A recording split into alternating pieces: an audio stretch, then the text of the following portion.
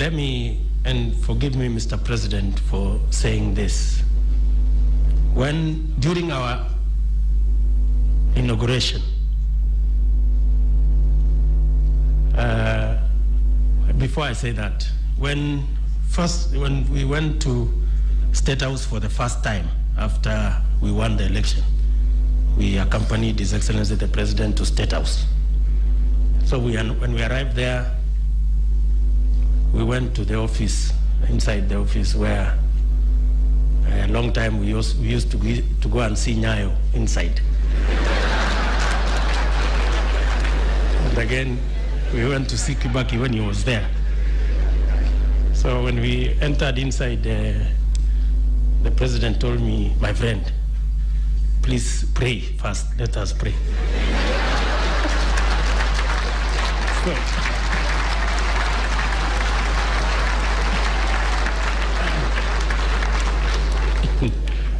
So I prayed. And then we had a chat, and then we came outside. So, and then another aide of ours, I don't want to mention his name because he has applied for a job. It might be used against him. So we came outside there when we were having a chat. So this gentleman told us, now you guys, supposing somebody shows up here and says, sorry gentlemen, there was a small mistake.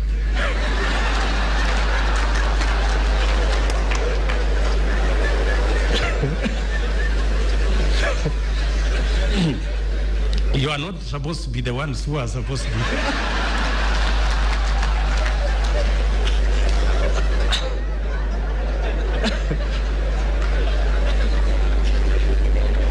Anyway, that's a story for another day. But on a much more serious note, so when we came to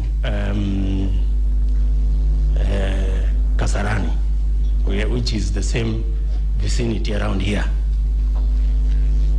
we had decided with the president that because God, really has done this for our country. We've had peaceful elections, and God has been gracious to us as a nation. And we must give him all the glory. We said we are going to kneel down so that we are prayed for.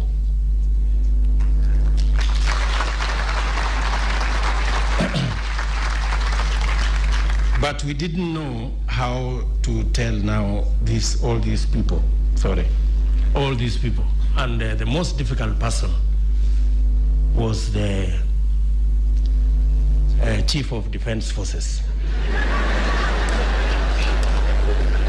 We didn't know now, how do we tell this man we are going to kneel down? So the president told me, just leave it. We just tell the pastor to come and announce.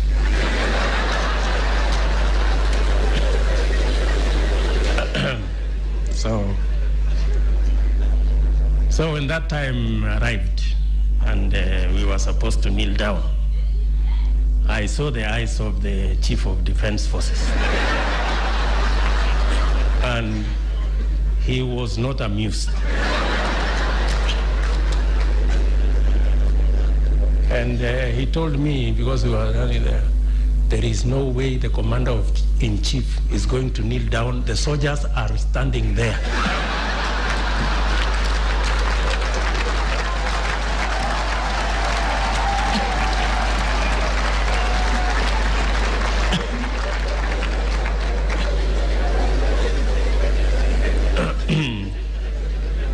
But the president told him,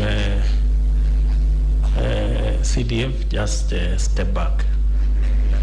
And we knelt down and we were prayed for. But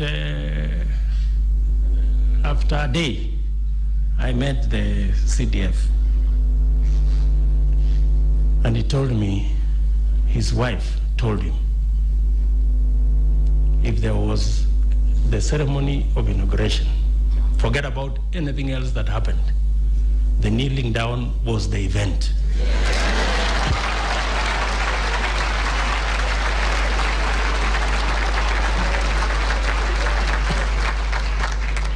So he finally came around and agreed that it was the right thing to do. But let me say this, that ladies and gentlemen, as we go forward, beyond our political divide, beyond the races and communities we come from, it is our desire that God puts us together, welds us together, brings us together, so that we can work together for the glory of God and for the success of our country, so that we can have one united, prosperous nation.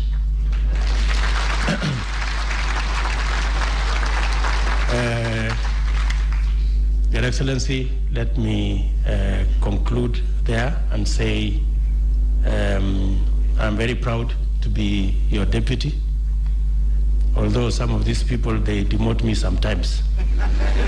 You know, sometimes they refer me to Vice Deputy President, so some other time it's even worse. They say, Bwana Deputy Governor. So, but I'm a very proud person to be your deputy, because I know you mean well for our country, and I'm confident that under your leadership, Kenya is going to be a great, prosperous nation.